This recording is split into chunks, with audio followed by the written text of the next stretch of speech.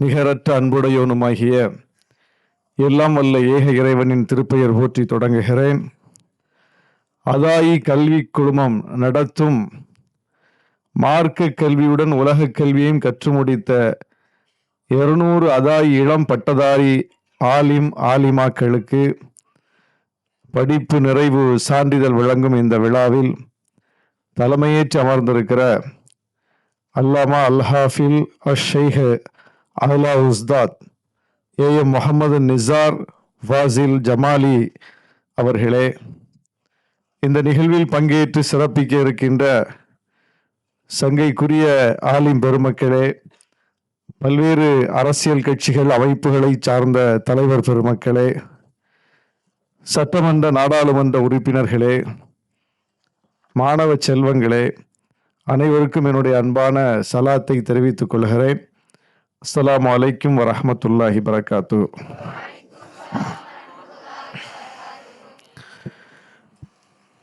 மிகுந்த மகிழ்ச்சியாக இருக்கிறது, மன நிறைவாக இருக்கிறது.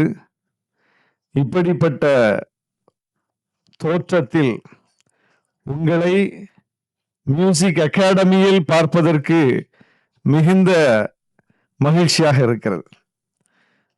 நாம் ஏன் மண்ணடிக்குள் சுருங்கி கிடக்கிறோம்?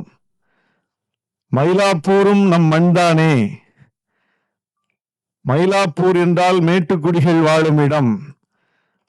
மண்ணடி என்றால் ஒரு வாகனம் கூட உள்ளே சென்று வெளியே வர முடியாத ஒரு நெருக்கடியான இடம். நாம் மண்ணடிக்குள் தான் சுருங்க வேண்டுமா? ஏன் மயிலாப்பூரை நோக்கியும் நகரக்கூடாதா என்று நான் கேட்டிருந்தேன். அந்த கேள்வியில் 1000 பொருள் இருக்கிறது. அந்த கேள்விக்குள் 1000 அரசியல் இருக்கிறது. அந்த கேள்விக்குள் ஒரு மிகப்பெரிய பின்னணி இருக்கிறது. அந்த பொருளை, பின்னணியை, அரசியலை புரிந்து கொண்டிருக்கிறார் நம்முடைய நிறுவனர், அதாயி கல்வி குழுமத்தின் நிறுவனர் என்பதை இன்றைக்கு நான் புரிந்து கொண்டிருக்கிறேன்.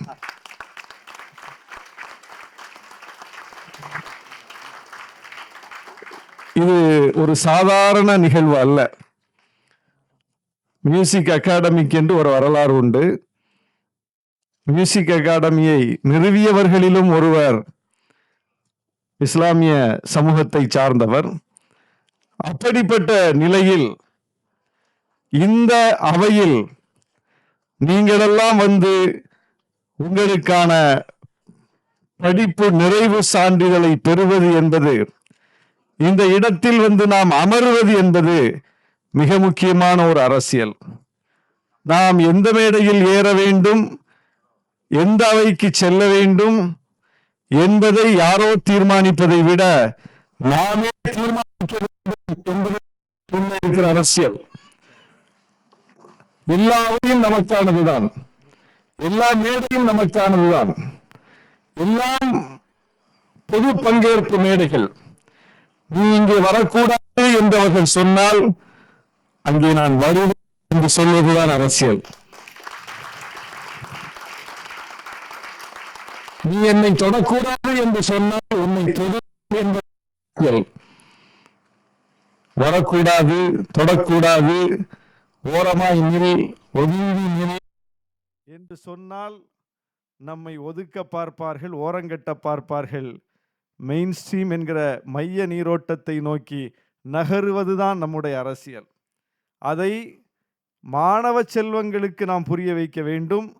அந்த அரசியல் பயிற்சியை மாணவர்கள் மட்டத்திலிருந்து நாம் தொடங்க வேண்டும். நீங்கள் தொடங்கி இருக்கிறீர்கள்.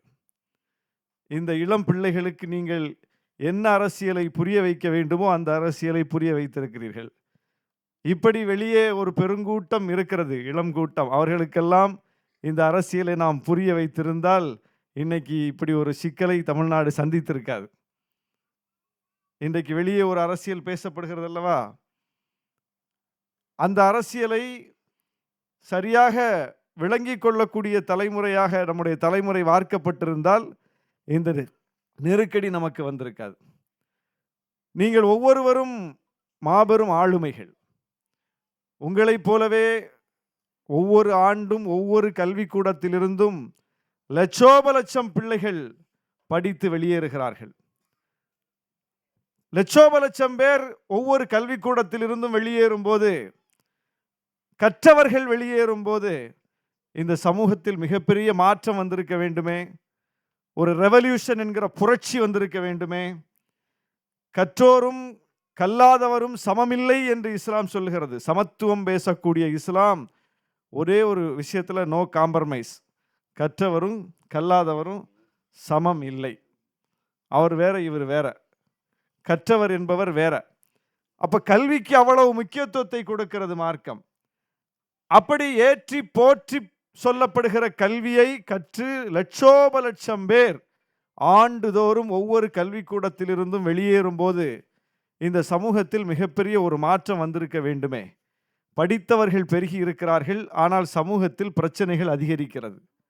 கற்றோர்கள் அதிகரித்திருக்கிறார்கள், ஆனால் சமூகத்தில் மிகப்பெரிய பின்னடைவு ஏற்படுகிறது. நம்முடைய பெற்றோர் படிக்கவில்லை, நம்முடைய தாத்தா பாட்டி படிக்கவில்லை, அவர்கள் கற்றறிந்தவர்கள் இல்லை, பாமரர்கள். அந்த பாமரர்கள் காலத்தில் இல்லாத பிரச்சனைகளை கற்றறிந்தவர்கள் பெருகி கொண்டிருக்கிற இந்த காலத்தில் பார்க்கிறோம். அப்படின்னா என்ன சிக்கல்? கற்றவர்கள் வெளியே வருகிறார்கள், படித்தவர்கள் வெளியே வருகிறார்கள், படித்தவர்கள் படிக்கக்கூடியவர்கள் பெருகி இருக்கிறார்கள், பிரச்சனைகளும் பெருகி இருக்கின்றன. படித்தவர்கள் வெளியே வந்திருக்கிறார்கள் நிறைய, ஆனால் சமூகத்தில் தீர்வு வந்திருக்கிறதா என்றால் தீர்வு வரவில்லை. என்ன பிரச்சனை?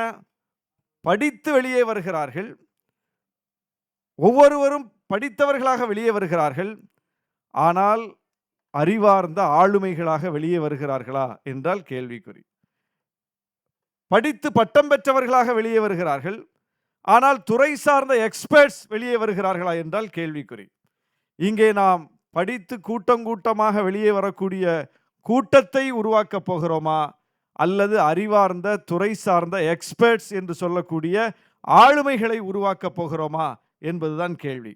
நமக்கு கூட்டமாக வரக்கூடிய அந்த கூட்டம் தேவையில்லை, அறிவார்ந்த எக்ஸ்பர்ட்ஸ் ஆளுமைகள் தான் தேவை.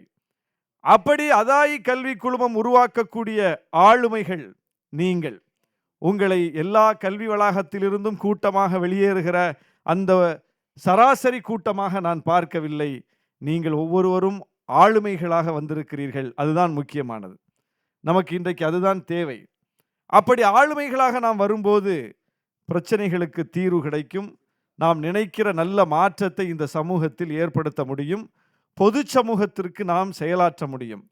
இங்கே கூட உலக கல்வி, மார்க்க கல்வி என்று பிரித்து அடையாளப்படுத்தி இருக்கிறீர்கள். அது ஒரு புரிதலுக்காக அடையாளப்படுத்தி இருக்கிறீர்கள் என்று நான் நம்புகிறேன். உலக கல்வி, மார்க்க கல்வி என்று இரண்டு கல்வி இருக்கிறதா என்பதே ஒரு கேள்விதான். இஸ்லாமிய அடிப்படையில் அப்படி இரண்டு இருப்பதாக எனக்கு தோன்றவில்லை. கற்றறிந்த மார்க்க அறிஞர்கள் இருக்கிறீர்கள், மாற்று கருத்து இருந்தால் நீங்கள் சொல்லலாம். நான் அப்படி கருதவில்லை. இஸ்லாமிய அடிப்படையில் மார்க்க கல்வி வேறு, உலக கல்வி வேறு என்று சொல்ல முடியுமா? இறைவன் வானத்தை பார்க்க மாட்டாயா என்று கேட்கிறான், வானத்தை ஆய்வு செய்ய மாட்டாயா என்று கேட்கிறான். அது வானியலா இல்லையா என்பது என்னுடைய கேள்வி. இந்த பிரபஞ்சத்தை ஆய்வு செய்ய மாட்டாயா என்று கேட்கிறான். நான் படைத்து வைத்திருக்கிற இந்த படைப்பினங்களை நீ ஆய்வு செய்ய மாட்டாயா என்று கேட்கிறான். அதெல்லாம் ஒரு PhDக்கான தலைப்பா இல்லையா என்பது என்னுடைய கேள்வி. இப்படி ஒவ்வொரு துறை சார்ந்தும் குர்ஆன் பேசுகிறது, இறைவன் பேசுகிறான். அப்படி ஒவ்வொரு துறை சார்ந்தும் இஸ்லாமிய முன்னோடிகள் சிந்தித்ததன் காரணமாகத்தான், இஸ்லாமிய அடிப்படையில் சிந்தித்ததன் காரணமாகத்தான் கணிதம் பிறந்தது, மருத்துவம் பிறந்தது. மருத்துவத்தை கண்டுபிடித்தவர்கள், கணிதத்தை கண்டுபிடித்தவர்கள், ஒவ்வொரு கண்டுபிடிப்புகளுக்கும் பின்னால் இருக்கக்கூடிய மார்க்க அறிஞர்கள், இஸ்லாமிய அறிஞர்கள் இஸ்லாமிய மண்ணிலிருந்து புறப்பட்டார்கள். அவர்கள் உலக கல்வி, மார்க்க கல்வி என்று பிரித்து புரிந்து கொள்ளவில்லை. இஸ்லாமிய கல்வியே இரண்டு கல்வியும் தான் என்று புரிந்து கொண்டார்கள். அப்படித்தான் இங்கேயும் உங்களுக்கு கற்றுத்தரப்படுகிறது என்று நான் நம்புகிறேன். ஆனால் மற்றவர்கள் புரிந்து கொள்வதற்காக, மற்றவர்களுடைய புரிதலுக்கு ஏற்ப அதை நீங்கள் பிரித்து அடையாளப்படுத்தி இருக்கிறீர்கள் என்று நான் நம்புகிறேன். ஆனால் இரண்டும் சேர்த்துத்தான் உங்களுக்கு வழங்கப்படுகிறது. அது வேறு இது வேறு அல்ல. அது வேறு இது வேறு என்று பிரித்து புரிந்து கொள்ளப்பட்டதனால்தான் நிறைய சிக்கல்கள், நிறைய குழப்படிகள். அப்படி இரண்டும் ஒன்றுதான் என்கிற புரிதல் வரும்போது இஸ்லாமிய அடிப்படையில் உலக அமைதிக்காக, மானுட விடுதலைக்காக, சமூக சமத்துவத்திற்காக நாம் பணியாற்றக்கூடியவர்களாக மாறிவிடுவோம். அதல்லாமல் உலக கல்வி வேறு, மார்க்க கல்வி வேறு என்று புரிந்து கொள்ளும்போது மார்க்க கல்வி என்பது நன்மைக்காக, உலக கல்வி என்பது பிழைப்புக்காக என்று புரிந்து கொள்ளுகிற சிக்கல் வந்துவிடும். பிழைப்புக்காக படிக்க வைக்கும் போதே அப்படித்தான் நினைக்கிறார்கள் பெற்றோரை. அப்படி ஒரு புரிதல் வந்துவிட்டது. என் பிள்ளை அறிஞனாக வேண்டும், அதனால் அவனை கல்லூரிக்கு அனுப்புகிறேன். என் பிள்ளை ஒரு மாபெரும் மேதையாக வேண்டும், அதனால் அவனை பல்கலைக்கழகத்துக்கு அனுப்புகிறேன் என்று கனவு காணுகிறவர்கள் அரிது. என் பிள்ளை எப்படியாவது டாக்டர் ஆகிவிட வேண்டும், இன்ஜினியர் ஆகிவிட வேண்டும், நான் தான் கஷ்டப்பட்டேன், என் பிள்ளையாவது நல்லா இருக்கட்டும், அவனாவது ஒரு வீடு வாங்கட்டும், அவனாவது ஒரு நல்ல கல்யாணம் பண்ணட்டும், அவனாவது ஒரு நல்ல செழிப்பான வாழ்க்கை வாழட்டும் என்று நினைக்கிறார்கள். அந்த எண்ணம் மேலோங்கி இருக்கிறது. அப்படி என்றால் இந்த கல்வியை கொண்டு அவன் பிழைத்துக் கொள்ளட்டும் என்று கருதுகிற ஒரு பார்வை. கல்வி பிழைப்புக்கானதல்ல, கல்வி வாழ்க்கைக்கானது. பிழைப்புக்கானதல்ல. பிழைப்பதென்றால் எப்படியும் பிழைக்க முடியும், ஆனால் வாழ்க்கை எப்படியும் வாழ முடியாது. பிழைப்பதற்கு எப்படியும் பிழைக்கலாம் என்று சொல்லிவிடுவார்கள். அவன் எப்படியாச்சும் பிழைச்சுப்பான் அப்படின்னு சொல்லிடுவாங்க. ஆனால் வாழ்க்கைக்கு அப்படி சொல்ல மாட்டாங்க. நீ எப்படி வேணாலும் வாழ்ந்துக்கோன்னு யாராவது சொல்லுவாங்களா? எப்படி வேணாலும் பிழைச்சுக்கோன்னு சொல்லுவாங்க. எப்படி வேணாலும் வாழ்ந்துக்கோன்னு சொல்லுவாங்களா? இப்படித்தான் வாழ வேண்டும் என்று சொல்வார்கள். வாழ்க்கை என்று வரும்போது நெறிமுறைகள் வந்துவிடும், அறம் வந்துவிடும். எனவே அந்த வாழ்க்கை நெறியை கற்றுக்கொள்ளக்கூடிய கல்வியாக நம்முடைய கல்வி இருக்க வேண்டும். கல்வி என்றால் கவிக்கு அப்துல் ரஹ்மான் தான் சொன்னார். தொட்டனைத்தூறு மணற்கேணி அப்படின்னு ஒரு குறள் இருக்கு. கல்லுன்னா தோண்டுதல் என்று பொருள். கல்வி என்பது வெளியே கற்றுக்கொண்டு உள்ளே தூக்கி போடுவது என்று நாம் புரிந்து கொண்டிருக்கிறோம். வெளியே உள்ள விஷயத்தை படித்து உள்ள புகுத்துறது அப்படின்னு புரிஞ்சுக்கிட்டு இருக்கோம். அப்படி அல்ல. உள்ளே இயல்பிலேயே நமக்குள் ஊறி கிடக்கிற அறிவை வெளியே தோண்டி எடுப்பது தான் கல்வி அப்படின்னு சொன்னார். உள்ள நமக்கு இருக்கு, சரக்கு இருக்கு, படைப்பிலேயே இருக்கு. இறைவன் நம்மளை அறிவாளியாக தான் படைச்சிருக்கிறான். எல்லாருக்கும் ஒரே மூளை தான், நாம் அறிவாளி தான். அந்த அறிவை தோண்டி வெளியே எடுப்பதற்குத்தான் கல்வி கற்கிறோம். வெளியே உள்ள குப்பையெல்லாம் கொண்டு உள்ள கொட்டுறதுக்கு இல்லை இந்த கல்வி. எனவே அதை நாம் அடிப்படையில் புரிந்து கொள்ள வேண்டும். எனவே நமக்குள் ஊறி கிடக்கிற அறிவை வெளியே எடுத்து கொண்டு வருவதற்கு நமக்கு கல்வி வழங்கப்பட்டிருக்கிறது. அந்த கல்வியும் கூட நம்முடைய பெற்றோருக்கு கிடைக்கவில்லை, நம்முடைய தாத்தா பாட்டிக்கு கிடைக்கவில்லை, முதல் தலைமுறையாக நமக்கு கிடைத்திருக்கிறது. அதற்கு என்ன காரணம் என்கிற சமூக அரசியலையும் நாம் புரிந்து கொள்ள வேண்டும்.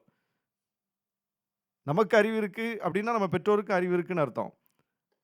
ஆனால் பெற்றோருக்கு வாய்ப்பு இல்லை, நமக்கு வாய்ப்பு கிடைச்சிருக்குன்னா அதற்கு இடையில் நடந்தது என்ன அப்படின்னு பார்க்கணும். அவங்களுக்கும் வாய்ப்பு கிடைச்சிருந்ததுன்னா அவங்களும் படிச்சிருப்பாங்க, அவங்களும் நம்மளை மாதிரி பெரிய ஒரு இடத்துக்கு போயிருப்பாங்க. ஆனால் அவர்களுக்கு வாய்ப்பு இல்லை, நமக்கு வாய்ப்பு வந்திருக்கிறது. அப்போ வாய்ப்பு மறுப்புக்கு பின்னால் இருக்கிற அரசியல் என்ன? இப்போது வாய்ப்பு வழங்கப்பட்டிருப்பதன் பின்னால் அரசியல் என்ன? இடையில என்ன போராட்டம் நடந்துச்சு? இந்த கல்வி நம்ம தாத்தா பாட்டிக்கும் அப்பா அம்மாவுக்கும் கிடைக்கலன்னா யாரால் கிடைக்காம போச்சு? இன்னைக்கு நமக்கு கிடைச்சிருக்குன்னா யாரால் கிடைக்கிறது?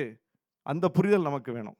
அந்த சமூக அரசியலை புரிந்து கொண்டால்தான் நாம் இங்கே நடத்தப்பட்டிருக்கிற போராட்டத்திற்கு உண்மையாக இருப்போம். இங்கே ஒரு அரசியலை கட்டி எழுப்பிய சமூக நீதி தலைவர்களை பற்றி நாம் அறிந்து கொள்வோம். அப்படி அவர்களை பற்றி அறிந்து கொள்ளும் போதுதான் எந்த கருத்தியலின் வழி நாம் பயணிக்க வேண்டும் என்கிற தெளிவு நமக்கு கிடைக்கும். இது ஏதோ நம்ம படிக்க வந்துட்டோம், நம்ம படிச்சிட்டோம் அப்படின்னு சுருக்கி பார்க்கக்கூடாது. இதற்கு பின்னால் இந்த கல்வி நமக்கு கிடைப்பதற்கு பின்னால் ஒரு மிக நீண்ட அரசியல் போராட்டம் நடந்திருக்கிறது. இப்போதும் அந்த போராட்டத்தை நாம் நடத்தி கொண்டிருக்கிறோம்.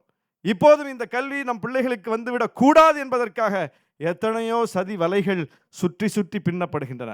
அந்த ஒவ்வொன்றையும் அறுத்துத்தான் அரித்து எரிந்துதான் நாம் இந்த கல்வியை நம் பிள்ளைகளுக்கு கொண்டு சேர்க்கிறோம்.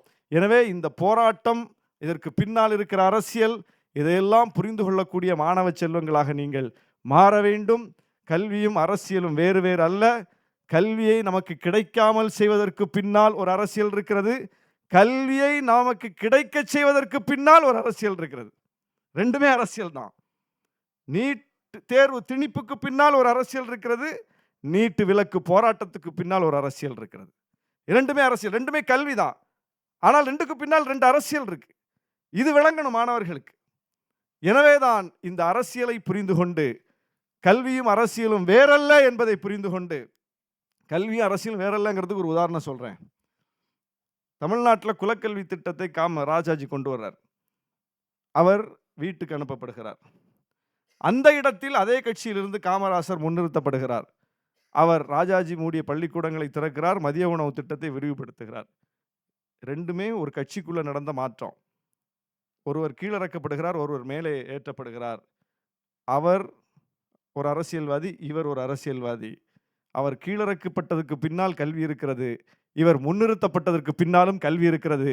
இரண்டு அரசியல்வாதிகளின் ஏற்றத்தையும் இறக்கத்தையும் தீர்மானித்தது தமிழ்நாட்டில் கல்வி, கல்வி, கல்வி. எனவே கல்வியின் முக்கியத்துவத்தை நாம் புரிந்து கொள்வோம். கல்வி மிக மிக முக்கியமானது, அடிப்படையானது. எனவே அந்த அடிப்படை அரசியலை மாணவ செல்வங்கள் புரிந்து கொண்டு அந்த அரசியல் வழி கல்வி வழி நடப்போம் என்று சொல்லி நீங்கள் தெளிவடைந்து விட்டால் இளைஞர்கள், தமிழ்நாட்டு இளைஞர்களை பற்றி நாம் கவலைப்பட வேண்டிய தேவை வராது. இளைஞர்கள்தான் இன்றைக்கு தெளிவடைய வேண்டும். இளைஞர்கள்தான் ஒரு உண்மையான அரசியலை புரிந்து கொள்ள வேண்டும். அந்த அடிப்படையில் நல்ல அரசியலை புரிந்து கொண்டு நல்ல கல்வியை கற்கிற நீங்கள், கற்றிருக்கிற நீங்கள் வாழ்வாங்கு வாழ வேண்டும், அடுத்த கட்ட உயரங்களை அடைய வேண்டும் என்று சொல்லி இன்றைக்கு சான்றிதழ் பெறுகிற மாணவ செல்வங்களுக்கு என்னுடைய நெஞ்சார்ந்த வாழ்த்துக்களை தெரிவித்து விடைபெறுகிறேன். நன்றி. அஸ்ஸலாமு அலைக்கும்.